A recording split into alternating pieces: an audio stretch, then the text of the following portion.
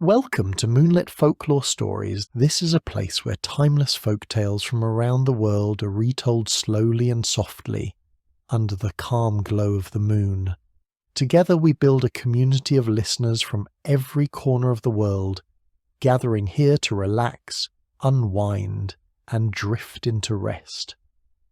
If you'd like to be part of this circle, consider subscribing, leaving a like, or sharing in the comments where you're listening from and what time it is for you right now. It is always fascinating to see how many of us are here together, even across different places and hours. Now make yourself comfortable and let tonight's story carry you gently into calm. Before we begin, take a moment to prepare your space. Find a position that feels most comfortable, whether lying in bed beneath a blanket or resting back in a chair that holds you fully. If you prefer a soft, gentle light, let it glow nearby. If darkness feels more soothing, allow the shadows to settle around you.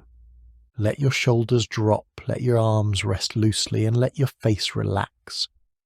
Breathe slowly, without effort. Each breath in fills you with quiet. Each breath out releases the day behind you. Feel the weight of your body sinking into the surface beneath you. Allow yourself to enter a deep state of relaxation. Let your mind grow still, emptying of thoughts, like a quiet lake under moonlight. Nothing to hold, nothing to chase, only calm. You're ready now for tonight's tale. Thor awoke one morning in Asgard with a heavy unease pressing on his chest. The great hall of the gods was still, the air cool and clean, yet something felt wrong, as though the world itself had shifted in his sleep. Reaching for the hammer that never left his side, he grasped at emptiness. His hand searched the floor, the bedding, the corners of the chamber. Mjöllnir was gone. That weight of iron and thunder, the weapon that kept gods and men safe, had vanished without a trace. Thor's brow furrowed, his breath grew harsh, and the silence around him deepened, heavy with dread. For without Mjöllnir, Asgard was vulnerable, and the balance of the world trembled.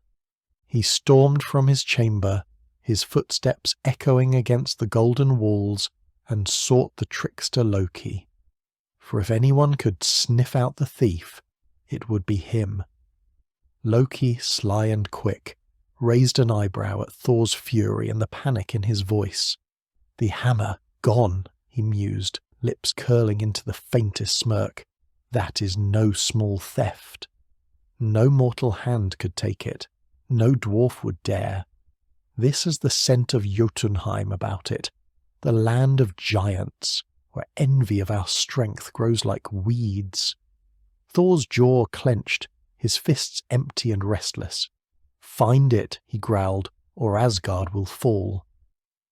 Loki, ever curious when mischief was near, agreed to help, though whether for loyalty or for sport none could say. Together they went to Freya, the goddess of love and beauty, for she possessed a cloak of falcon feathers that could carry its wearer across the skies swifter than any steed. Freya listened to Thor's thunderous complaint, her eyes wide with disbelief. Mjöllnir? Stolen? She whispered. Without it, even she knew the gods would stand defenceless against the frost giants. Yet when Thor demanded her cloak for Loki, she didn't hesitate. Take it, she said, her voice trembling but firm. Bring back the hammer, or all will be lost. Loki wrapped the shimmering feathers about his shoulders, and at once his form shifted, lean and sharp, wings beating against the wind. He shot upward, into the high air, vanishing from sight, bound for Jotunheim and the truth hidden there. Loki soared far beyond the golden roofs of Asgard, the falcon feather cloak whispering with every beat of its wings. The 9 realms stretched below him, shimmering seas, deep forests, mountains capped with ice. His sharp eyes scanned the distance until the familiar chill of Jotunheim crept into view. Here the land was stark and wild, a kingdom of giants where frost lay thick upon the stones and the winds howled like wolves. Loki descended swiftly, wings folding as his feet struck the hard ground near a wide hall of stone. Outside a figure loomed, massive, bearded, and grinning with the smugness of one who holds a secret too great to hide. It was Trim, lord among the frost giants. The giant's laughter shook the frozen air when he saw the falcon shape resolve into Loki. "So the trickster comes sniffing," Trim boomed, resting his weight on a club thicker than a tree trunk. "Looking for what has been lost? You gods guard your treasures poorly. The hammer is mine, buried 8 leagues deep beneath the earth, where none but I can reach it. Thor's strength is broken, and the walls of Asgard stand bare. Perhaps I should keep it forever, as payment for the slights your kin have dealt my people." His words rumbled like stones grinding together, his eyes gleaming with mischief equal to Loki's own. The frost giant was no fool. He knew the weight of the weapon he had stolen, and he savoured the fear that it spread through the heavens. Loki, though sharp-tongued, hid his unease behind a mask of calm. He tilted his head, feathers still clinging to his shoulders, and asked in a voice that was smooth as flowing water, "And what ransom would loosen your grip? Surely even a giant as mighty as you must want more than the cold comfort of hoarding." Trim's grin widened until it seemed to split his face. "Freya," he declared without hesitation, "the fairest of the goddesses. Bring her to me as my bride, veiled and adorned, and the hammer shall be returned.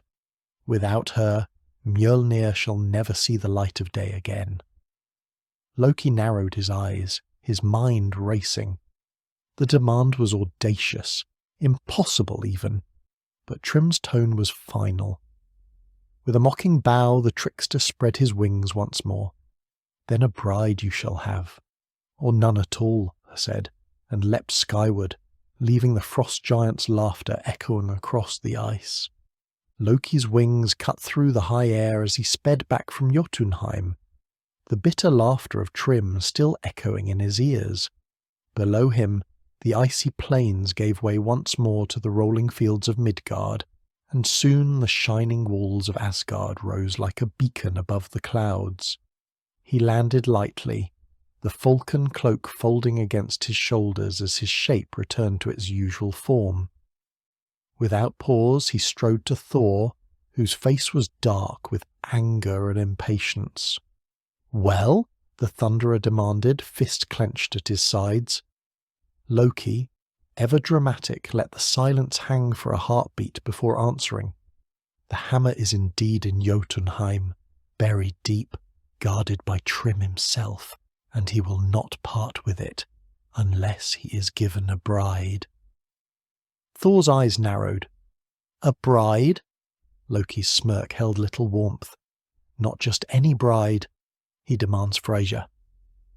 The hall of the gods erupted when word spread. They gathered quickly, a circle of divine faces lit by torchlight. Freya herself stood at the centre, her golden necklace Brisingamen shining upon her chest. When Loki relayed Trim's words, her cheeks flushed with fury. "Me!" she exclaimed, her voice sharp as ice. "To be bartered away like cattle? Never! I will not crawl to Jotunheim as some giant's bride, not for all the treasures in the world." She stamped her foot so hard that the hall shuddered, and sparks seemed to fly from her hair. Thor's jaw tightened, but he said nothing, for even his strength could not force Freya into such a fate. Around them, the gods muttered and argued, voices rising like a storm. Without Mjöllnir, Asgard stood defenceless, yet without Freya, Trim's demand was impossible to meet. At last, Odin himself spoke, his one eye glinting in the half-dark. "We cannot yield her," he said, his voice heavy with finality. "But neither can we abandon Mjöllnir. Without it the giants will crush us, and the balance of the 9 realms will shatter." He turned to Thor, who stood rigid with frustration. "We must find another way. Trickery for trickery. Guile for guile. If Trim desires a bride, then let us give him one." His gaze flicked to Loki, whose sly grin had already begun to form. Thor frowned, suspicion dawning. "No," he rumbled, shaking his head like thunder rolling over mountains. But Loki's grin only widened, teeth flashing in the firelight. "Yes," the trickster purred. "You, Thor, dressed as Freya, veiled and adorned. Let us see how eager Trim is for his bride when she lifts her veil." Thor's face darkened like a storm cloud as Odin's words settled over the hall. The very thought of it, mighty Thor, breaker of giants, slayer of trolls, dressed in silks and veils like a bride, was too absurd to bear. His fist clenched and unclenched, his jaw tightened, and his voice thundered so loud the rafters shook. "Never! I would sooner fight every giant in Jotunheim barehanded than suffer such humiliation. Do you think I would let my beard be hidden beneath a bridal veil? Do you think I would sit meekly, hands folded like some blushing maid? No. The hammer will be taken back by force, or it will not be taken at all." He turned away, chest heaving, as though his fury alone could summon Mjöllnir back into his grasp. But Loki was not so easily dissuaded. The trickster stepped forward, voice soft, persuasive, dripping like honey into Thor's ear. "Listen, Thunderer. You may be strong, but without your hammer, even your strength is but an empty boast. Do you not see how the giants wait for this moment? Already Trim gloats, already his kin sharpen their blades. Without Mjöllnir, Asgard is defenceless. The walls you guard so proudly will crumble, the gods will be scattered, and all 9 realms will groan beneath Jotun feet. What then will your pride matter, if all is lost?" His eyes glittered with cunning. "Better to wear a veil for a day than chains forever." Around them, the other gods began to murmur their agreement. Freya herself, still seething with anger at being offered, gave a sharp nod. "Thor, my strength cannot be bartered, but yours can be hidden. Let him believe he weds me. Let him be tricked as he has tried to trick us. Only then will Mjöllnir be within our grasp again." Heimdall, watchful as ever, added, "It is wisdom, not shame. Better to mock the giants with their own deceit than to yield to them in truth." One by one their voices joined, until the hall rang with a chorus of reason. Only Thor's voice was absent, grumbling like thunder over distant hills. At last Odin raised his hand and silence fell. "It is decided," he said gravely. "Thor shall go to Jotunheim as the bride, veiled and adorned, and beside him Loki shall walk as the maidservant, whispering and guiding. The giants will laugh, yes, but when Mjöllnir is returned they will laugh no more." Thor groaned, his great shoulders slumping, beard bristling with indignation. "Very well," he muttered, "but if word of this spreads, I will pound each of you harder than I would any frost giant." His threat brought uneasy laughter, though beneath it all relief softened their faces. The plan was outrageous, but it was the only hope. Already the goddesses gathered jewels and veils, silks and shining ornaments, preparing to transform the Stormbringer into a bride fit for a giant's hall. The Hall of the Gods was never more lively than on the day they set about preparing Thor for his strange disguise. Tables were cleared, silks and veils were brought forth, jewels scattered across benches like fallen stars. The goddesses bustled about, their voices light with suppressed laughter, for though the situation was dire, the sight of Thor scowling as they measured him for bridal robes was one none could forget. His beard bristled like a forest of thorns, his arms crossed tightly over his chest, and his booming voice repeated the same refrain. This is folly, utter folly. Yet each protest was drowned beneath the rustle of fabric, the clink of ornaments, and the gentle persuasion of those who knew the plan must be carried through. They draped him in a gown of shining white, stitched with threads of silver that shimmered with every movement. Around his broad shoulders they fastened a cloak heavy with embroidery, the kind worn only by queens and goddesses. His thick hands, which had so often gripped Mjöllnir, now bore rings that glittered like fire. A necklace of gold and amber was set upon his chest, while a bridal girdle cinched tightly about his waist made even Thor's mighty frame appear strangely delicate. But the crowning moment came when they placed a long veil over his head, falling to his knees, hiding his fierce eyes and most of his beard. Only the red bristles that escaped at the edges betrayed the thunderer beneath the disguise. Meanwhile Loki had transformed himself as well. Gone was the trickster's usual sharp garb. Instead he appeared in the simple attire of a handmaiden. His hair was braided neatly, his figure softened by plain robes, and he carried himself with the practised grace of one accustomed to serving. His smirk never faltered, though he bowed low and fussed at Thor's gown with mock seriousness. "Hold still, my lady," he said in a tone dripping with amusement. "A bride must look her best for her wedding day.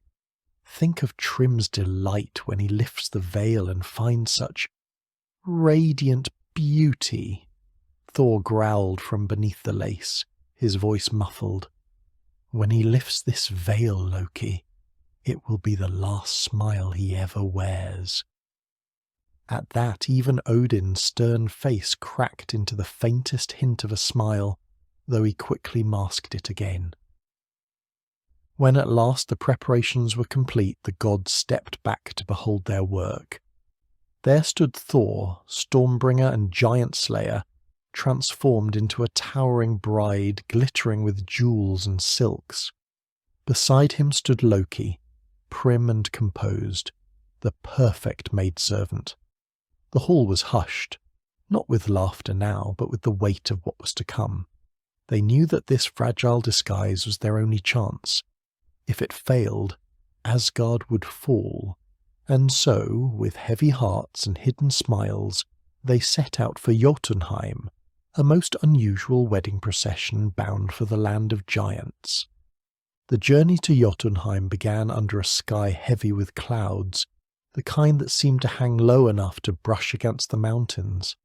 Thor, wrapped in his bridal gown and long veil, rode in a chariot drawn not by proud steeds but by his faithful goats, Tangrisnir and Tangjosta.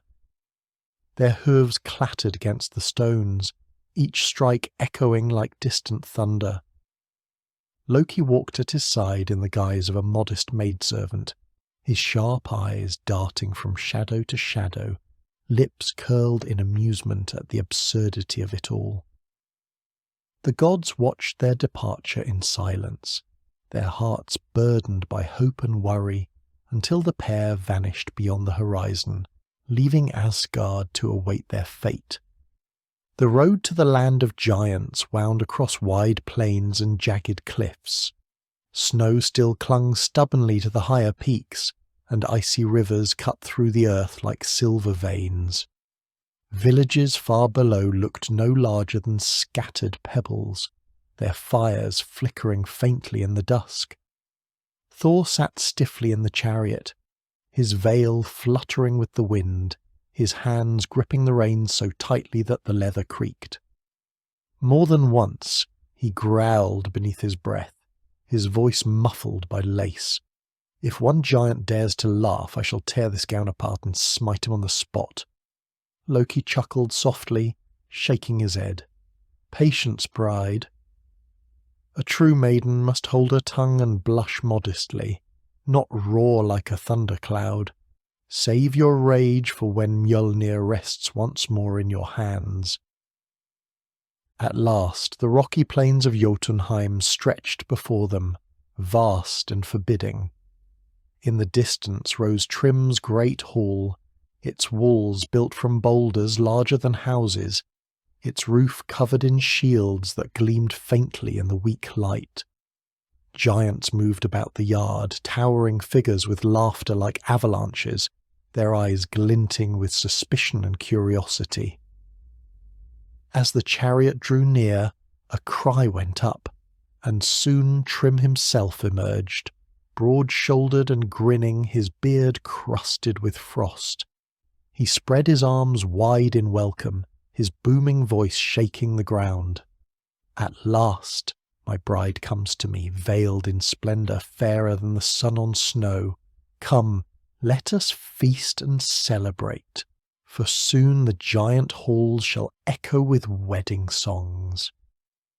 Thor's teeth ground together beneath the veil, but he bowed his head, forcing his mighty frame into the awkward grace of a blushing bride, while Loki followed closely, the picture of obedient service.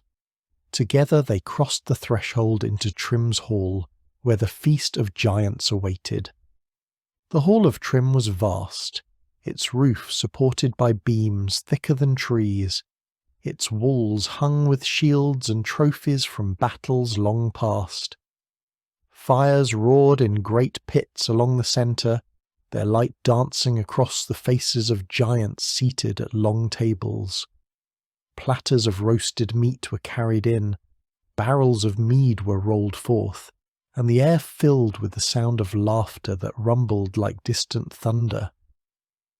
At the far end a great chair was set for the bride, and Thor, veiled and adorned, was led to sit in it while Loki hovered close by, ever the dutiful maid. The giants gazed at their guest, whispering to one another, astonished at the sheer size of this supposed Freya. But Trim only grinned, drunk already on his own triumph. See how tall she stands, how broad of shoulder. Truly, the most splendid bride a giant could hope for.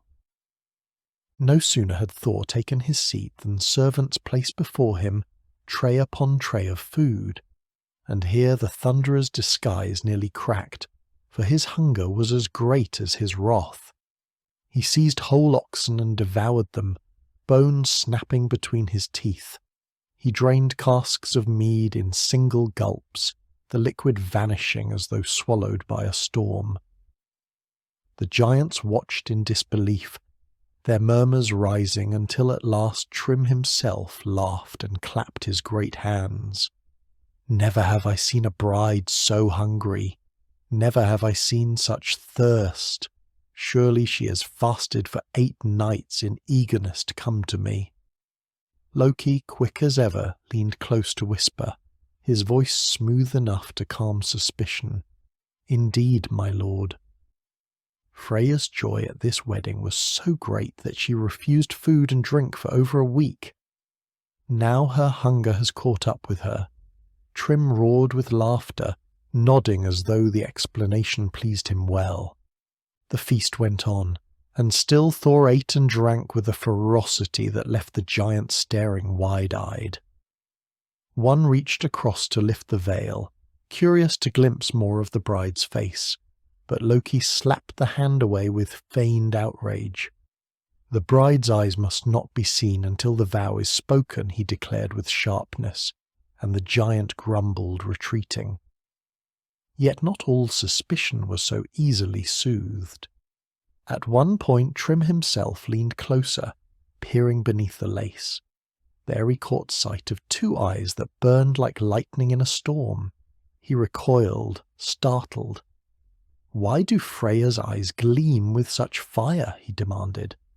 Again Loki was ready, bowing low in mock humility. "My lord, she has not slept for 8 nights. So eager was she for this day. The fire you see is but the passion of her longing. Trim, satisfied, laughed once more, though unease lingered at the edges of his smile. Still the feast carried on, the hall filled with the sound of revelry, while beneath the veil Thor's patience grew thin as a drawn bowstring. As the feast wound on, the hall grew louder with laughter, the clang of cups and the thud of fists pounding against the tables in drunken cheer.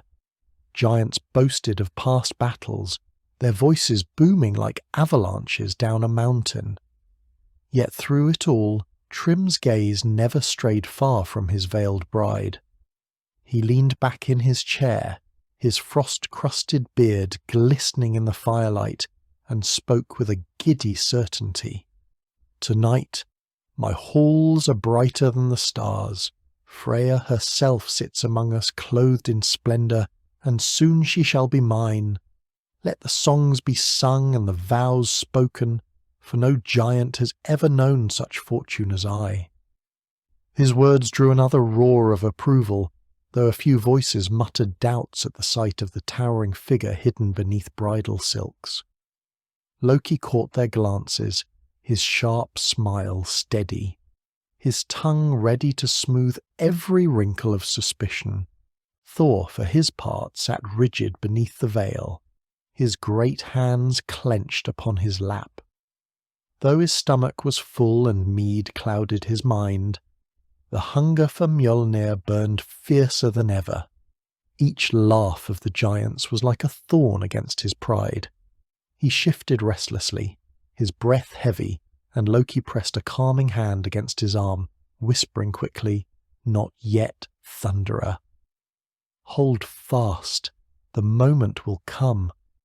Thor growled low in his throat, but forced himself still, his eyes flashing like distant lightning behind the lace.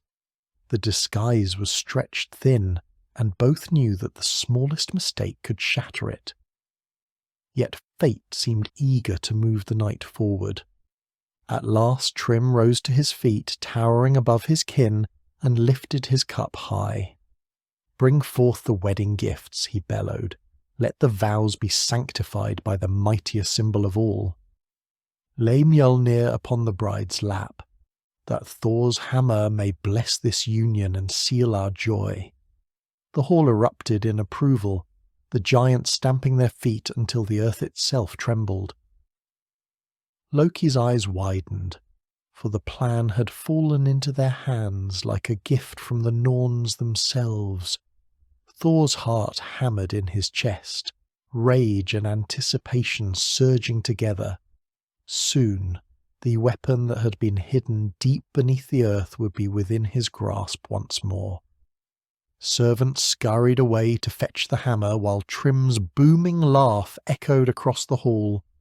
"With Mjöllnir to bind us, no vow can be broken, no power can part us," he declared proudly, blind to the storm that was about to break beneath his roof.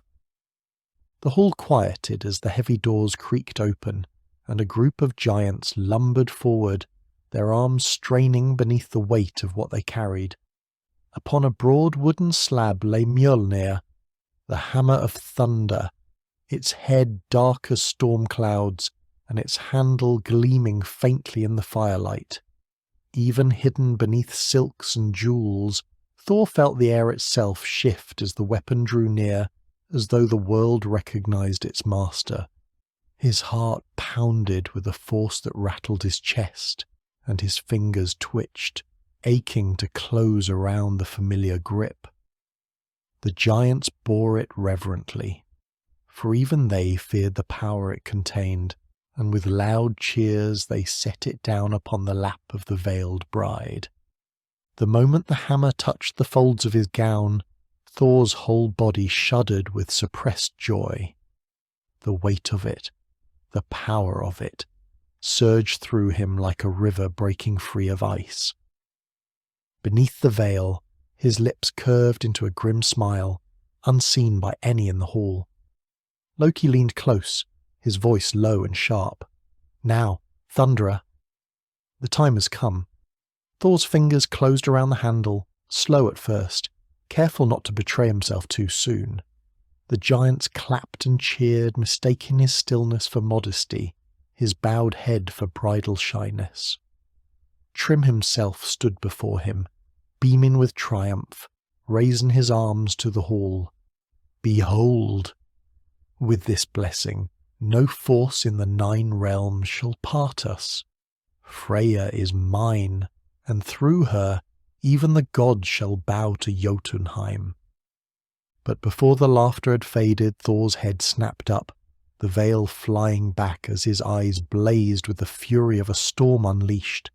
His voice cracked through the hall like a thunderclap. It is not Freya who sits before you. It is Thor, son of Odin, breaker of giants, bearer of Mjöllnir. Gasps and shouts rang out as the giants stumbled to their feet, their faces twisting from glee to horror. The hammer rose in his hands, the runes along its head sparking with light, thunder rolling from its core. The disguise was gone, the game of deception ended. In that single heartbeat, the Hall of Trim was no longer a wedding feast, but the heart of a tempest, with Thor at its centre, vengeance in his grasp. The silence that followed Thor's thunderous revelation lasted but a breath. Yet in that breath the hall seemed frozen. Then came the chaos.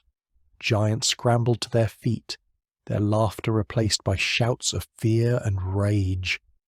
Benches overturned, goblets crashed to the ground, and the fires flickered wildly as shadows leapt along the walls. Thor stood tall among them, veil cast aside, jewels scattering to the floor, his hand gripping Mjöllnir with the certainty of fate. His voice rang again, deep and unyielding. You sought a bride, Trim. Now you shall meet the groom of thunder. With a roar, he lifted the hammer high and brought it crashing down upon the first giant to lunge toward him.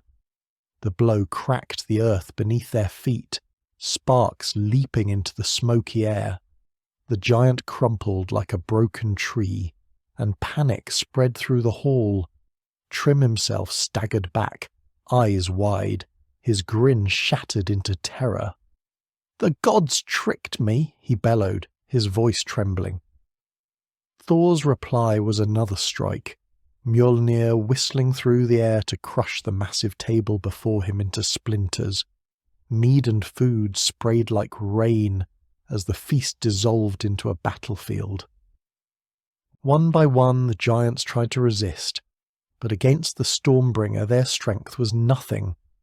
Thor moved among them with a fury that seemed endless, each strike of Mjöllnir a flash of lightning in the dim hall. Yet for all its violence, his movements carried a rhythm almost hypnotic, as if the storm itself followed a steady beat. Loki, standing to the side, watched with arms crossed, his maidservant's disguise long forgotten, lips curled into a satisfied smile. "I told you," he murmured to no one in particular, "a veil for a day is better than chains forever." At last, Thor's hammer fell upon Trim himself. The frost giant staggered, dropping his great club, and fell to his knees. "Mercy," he cried, though the word sounded strange in his booming voice. But Thor had no mercy left for those who had stolen his weapon, who had mocked the gods and threatened the realms. With a final swing, Mjöllnir struck and Trim collapsed, his hall echoing with the sound of his fall. Silence followed, broken only by the crackle of the fires and the slow drip of spilled mead upon the stones. Thor stood amid the ruin, chest heaving, the hammer resting once more in his grasp. The storm was ended, the farce of the wedding shattered. He turned to Loki, his expression grim but steady. "Come, Asgard waits, and Mjöllnir returns to where it belongs." Together they left the hall, the winds of Jotunheim keening over the desolation as the gods' laughter at last replaced the giants. The road from Jotunheim stretched long and silent, the echoes of the broken hall fading behind them. Thor guided his chariot across the rocky plains, Mjöllnir secure in his grip, its weight once again a comfort rather than a torment. The goats trotted steadily, their breath clouding in the cold air, the clatter of their hooves a steady rhythm that seemed to calm even Thor's storming thoughts. Beside him walked Loki, no longer in the robes of a maid, but in his usual sly form, his stride loose, his grin sharp with satisfaction. "Well," he said lightly, "I must admit you made a most convincing bride." Trim never suspected a thing until it was far too late. Thor's only answer was a growl, though even he could not hide the faintest twitch of a smile beneath his beard. As they crossed the borders into friendlier lands, the air grew warmer, the skies brighter. Villagers glimpsed the chariot from afar, whispering of Thunder's return, and the news sped ahead like wildfire. Thor had regained his hammer. By the time they reached the shining walls of Asgard, the gods were gathered to meet them. The golden gates opened, and a cheer rose up that shook the heavens. Freya stood foremost, her eyes gleaming with both relief and a hint of amusement. "You have returned," she said, her voice carrying like music through the hall, "and with my honour intact. For that I thank you, though I suspect I will hear the tale of your bridal finery repeated for many ages to come." Even Odin allowed himself a rare smile, his single eye glinting with approval as he looked upon his son with the hammer once more in hand. The celebration that followed in Asgard was as grand as any remembered. Mead flowed, music echoed, and the gods laughed until the stars themselves seemed to join their merriment. Thor, seated at the centre with Mjöllnir laid across his knees, drank deeply but spoke little, his pride still stung by the memory of veils and jewels. Yet beneath his gruff silence there was peace in knowing the realms were safe again. Loki, of course, told the tale with endless flourish, embellishing every detail until the hall shook with laughter. He mimicked Thor's bridal walk, the flutter of his veil, the hunger with which he devoured oxen, and the blazing eyes that had nearly betrayed him. And though Thor muttered and glared, he too could not entirely escape the joy of the moment, for the hammer was home, the gods were safe, and the halls of Asgard rang not with fear, but with triumph. As the laughter in Asgard's great hall softened into murmurs, the night outside grew still, the stars wheeling silently across the sky. The gods lingered at their tables, warmth and light holding back the darkness, while Thor sat apart for a moment, gazing down at Mjöllnir resting across his knees. Its runes glowed faintly in the torchlight, steady and calm, no longer a symbol of fear or loss, but once again a guardian of order. His thoughts were quiet, though his heart beat with the satisfaction of victory. Across the room Loki raised a cup in his direction with a sly grin, and though Thor rolled his eyes, he lifted his hammer in silent acknowledgement. Their trickery had been bold, their plan nearly absurd, but it had worked. For now Asgard slept in safety beneath the watch of thunder. The feast faded, and one by one the gods retired, leaving the hall to the soft crackle of dying fires. Outside, the night wind whispered gently across the golden roofs, carrying with it the scent of mead, smoke, and laughter. Freya paused at the doorway, her necklace gleaming faintly in the starlight. She turned back, her gaze soft upon Thor. "Though you scowl, you have done well. The hammer is yours again, and no bride was lost to the giants. Perhaps even you will laugh at this tale one day. Thor grunted in reply, his lips twitching toward a smile he would not yet allow. She left him to his thoughts, and soon only the quiet remained, vast and comforting. At last Thor rose and stepped out beneath the open sky. Above him, constellations stretched like woven stories, and the cool air brushed against his face. He breathed deeply, his chest loosening, his fury spent. As he lifted Mjöllnir once more, the hammer hummed with its old power, as if eager to leap into battle again. But tonight there was no war, no storm to summon, only calm. With steady steps he returned to his chamber, laying the weapon close by, certain it would not leave his side again. In the hush of the night, Asgard slept peacefully, its walls secure, its gods at ease. The tale of Thor's strange wedding would be told for ages, in whispers and in laughter.